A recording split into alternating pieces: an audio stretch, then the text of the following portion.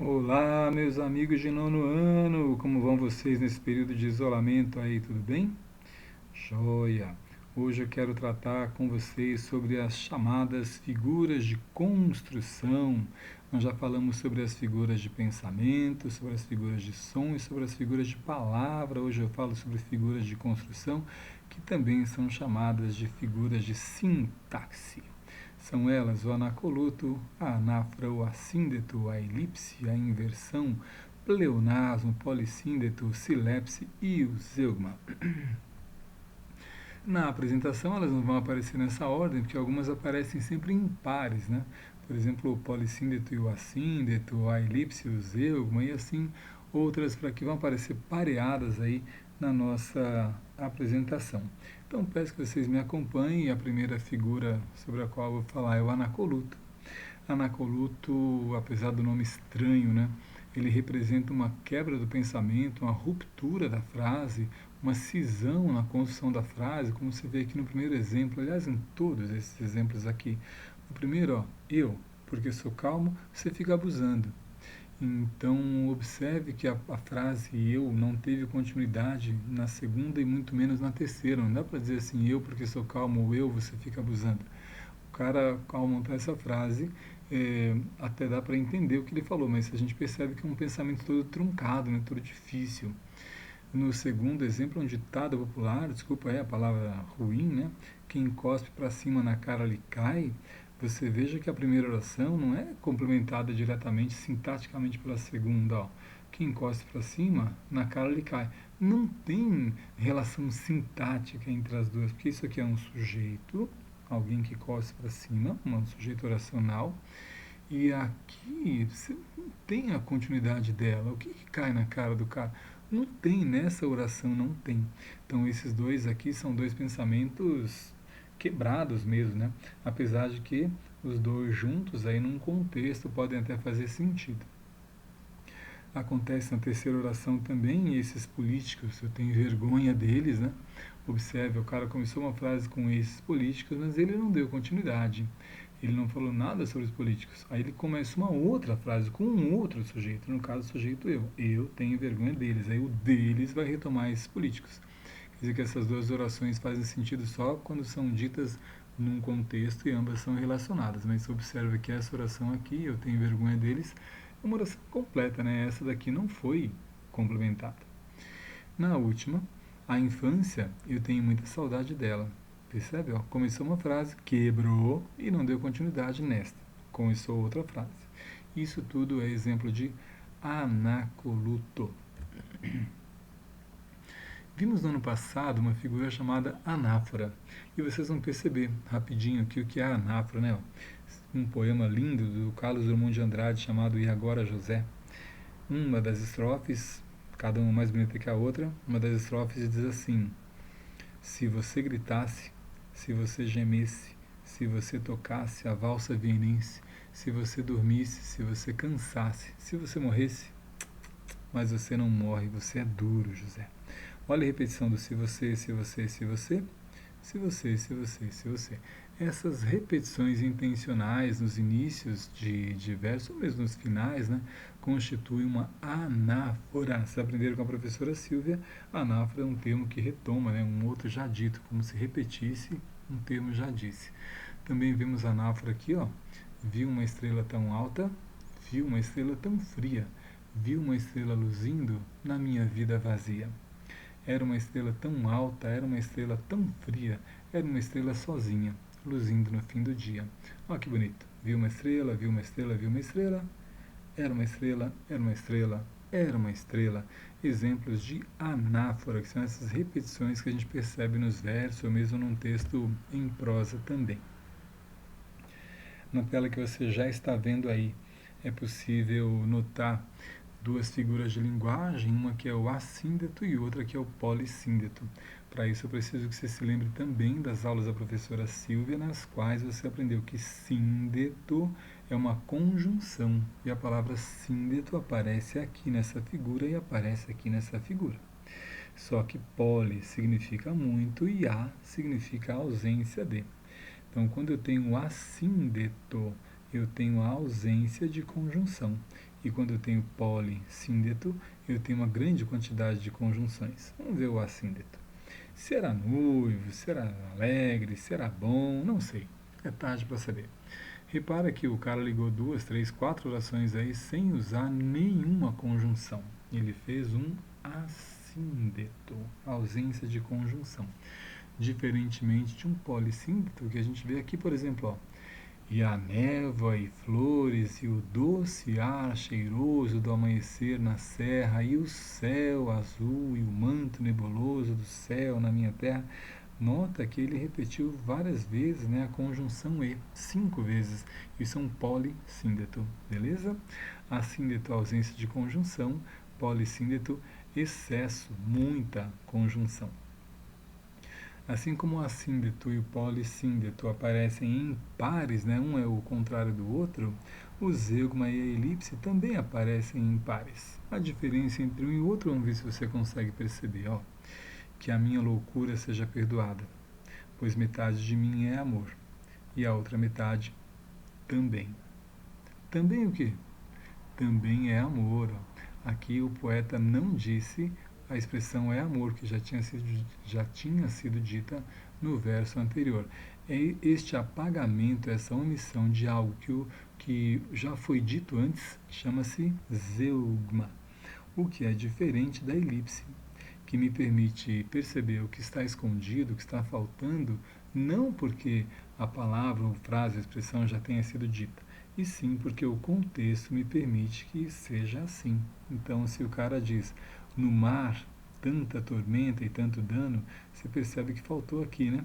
Tem tanta tormenta e tanto dano, há tanta tormenta e tanto dano. Mesma coisa aqui de baixo. Na sala, apenas 4 ou 5 convidados.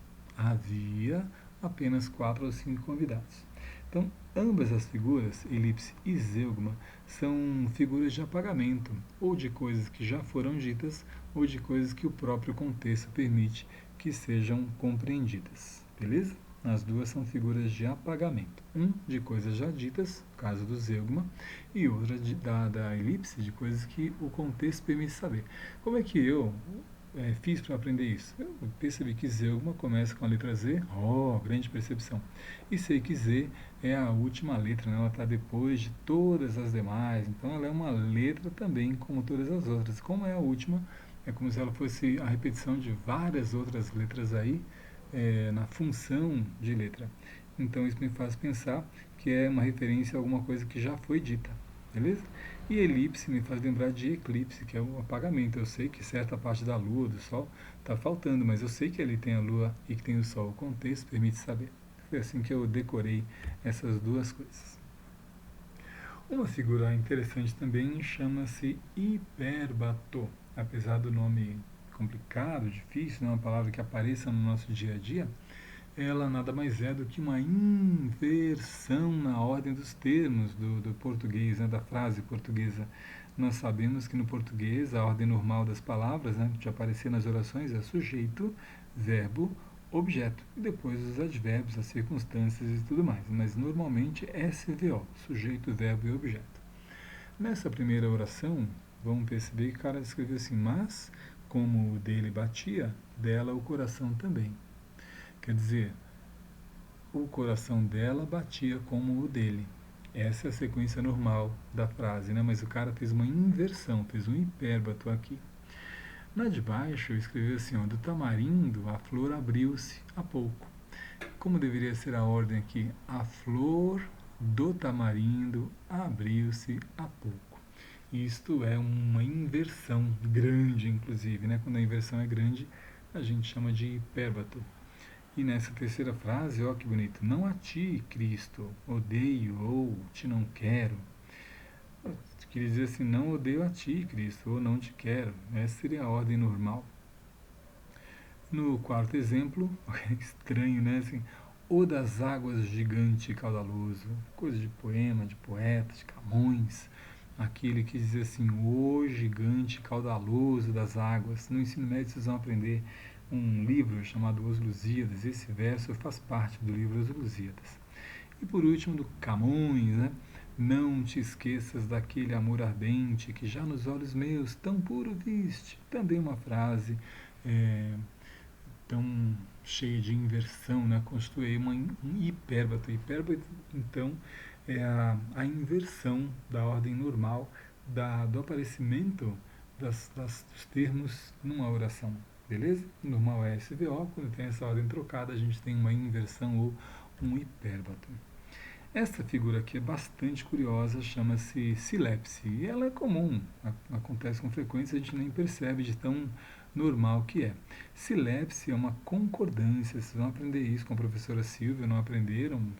Sei lá, já aprenderam? Silepse tem a ver com concordância. Por exemplo, assim, ó, São Paulo é bastante fria. A pessoa está dizendo da temperatura, né, que caracteriza a cidade de São Paulo, ou caracterizava hoje com essa mudança climática nem tanto. Mas observe o seguinte, a concordância é indireta nesse caso. Fria não concorda com São Paulo. Por que não concorda? Porque São Paulo é palavra masculina e fria é palavra feminina.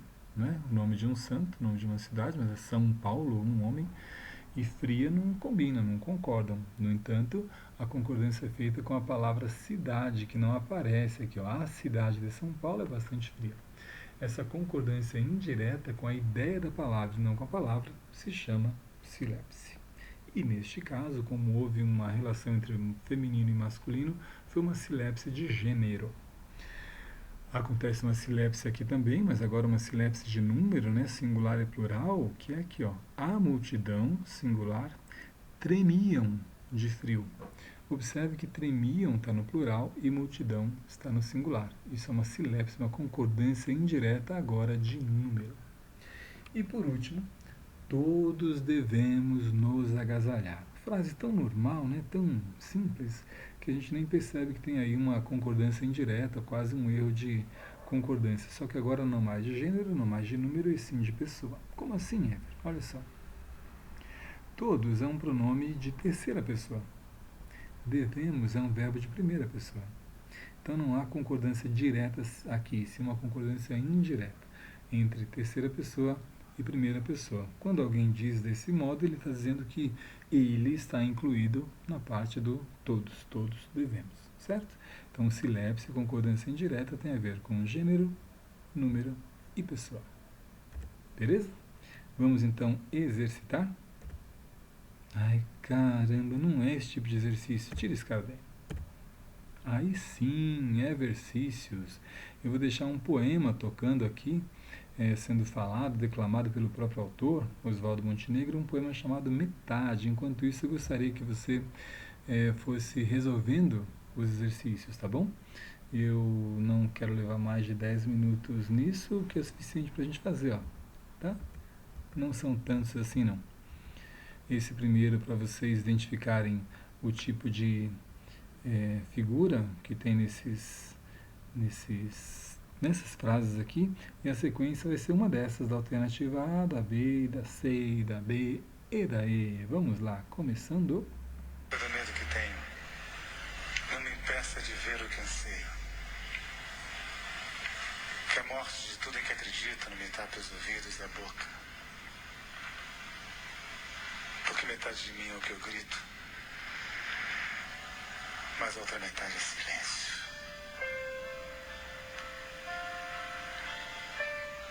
Que a música que eu sou longe seja linda ainda que tristeza.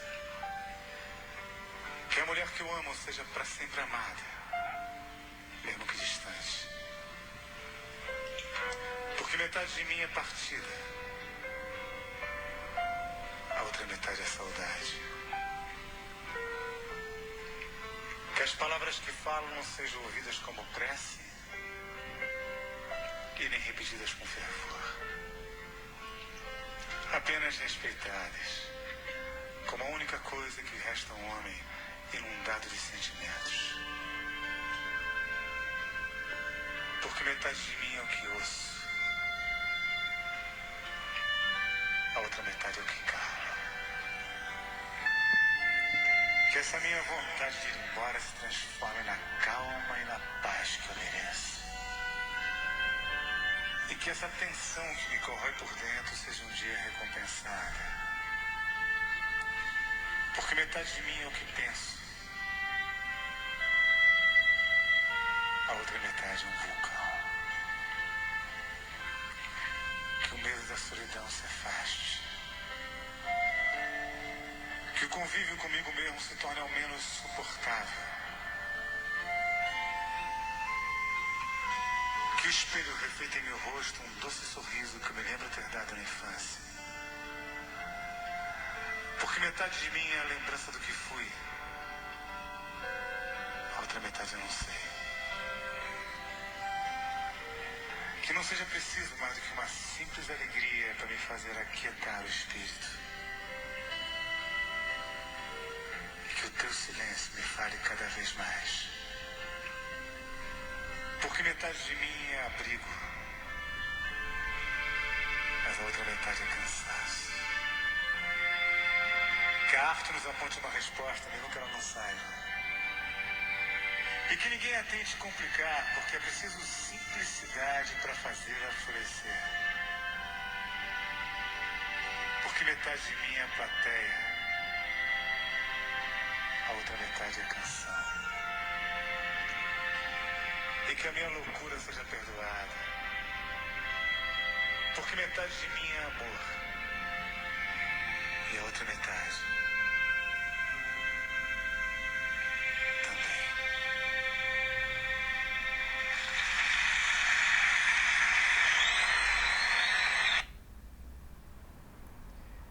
Muito bem, meus amigos. Teve tempo aí bastante para vocês fazerem, não é? Vamos então aqui à resolução desses exercícios, beleza? Nesse primeiro aqui, ó, a gente, na verdade é o último, né? Vou começar de trás para frente. Nesse último aqui, nós percebemos 5 orações. Veio sem pinturas, em vestido leve, sandálias coloridas. Você chegou, ela não. E correm, e pulam, e dançam. A mim, ninguém me engana. São Paulo é bonita. Como é que eu resolveria? Eu tenho certeza desse último aqui, ó. Eu sei que ela é uma silepse de gênero. São Paulo feminino, perdão, São Paulo masculino, bonita feminino. A última aqui, ó, a única que tem silepse de gênero no último, na última possibilidade, no caso a quinta oração, é a E. Vamos só conferir se realmente existe uma elipse na letra, na 1 aqui, ó. Veio sem pinturas, veio em vestido leve, veio em sandálias coloridas. Sim, houve a elipse do verbo veio. Vamos ver se na segunda a gente tem um zeugma. Você chegou, ela não. Não que não chegou. Então houve um zeugma aqui. E correm, e pulam, e dançam. Ó. Repetição do E, do E, do E. Um polissíndeto, como a gente vê aqui. A mim, ninguém me engana. A mim, ninguém me engana. Trata-se de um pleonasmo. Vocês veem o mim e o me aqui, né? Apresentado. E por último, São Paulo é bonita, como eu falei, uma silepse de gênero. Beleza? Nesse exercício aqui, muito legal por sinal, uma frase do Machado de Assis, que vocês também vão ler muito no ensino médio, diz assim: nem tudo tinham os antigos, nem tudo temos os modernos. Quando ele diz aqui, ó, nem tudo, a gente tem uma anáfora, certo? Então, está aqui na alternativa A. Calma, vamos ver o restante. No segundo, quando ele opõe antigos e modernos, ele faz uma antítese. E quando ele diz temos os modernos, temos é primeira pessoa plural e os modernos é terceira pessoa. Há aqui uma silepse. Então a melhor alternativa aí é a alternativa A. Beleza? E no primeiro exercício a gente vê ali assim, ó, vários de nós ficamos surpresos. Vários, terceira pessoa. Ficamos, primeira pessoa. Caramba. Na segunda, essa gente está furiosa, com medo e, por consequência, capazes de tudo. Aqui uma silepse de número, né? Essa gente é singular, capazes é plural, silepse de número. Beleza? A primeira era uma silepse de pessoa. Ó. Vários de nós ficamos surpresos. Então aqui deveria ser terceira pessoa, aqui está na primeira pessoa. Ok. tua mãe, não há idade nem desgraça que lhe transforme o sorriso. Começou uma frase com tua mãe, não deu continuidade, começou outra. Isso é claramente um anacoluto, como a gente vê aqui, ó. E por último, entre elas, alguém estava envergonhada. Alguém é masculino, envergonhada é feminino. Quer dizer que era uma mulher, né? Entre as pessoas que estavam envergonhadas. Então houve aqui uma silepse de gênero. Então aqui a alternativa D. Certo, pessoal? E assim chegamos ao final da nossa apresentação. Espero que tenha sido bastante útil para vocês. Havendo qualquer dúvida, por favor, não hesitem em mandar para mim. Vou ficar aguardando ansiosamente.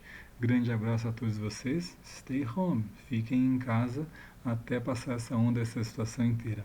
Saudades, viu? Então é isso, gente. Grande abraço do Ever para todo mundo. Tchau, tchau.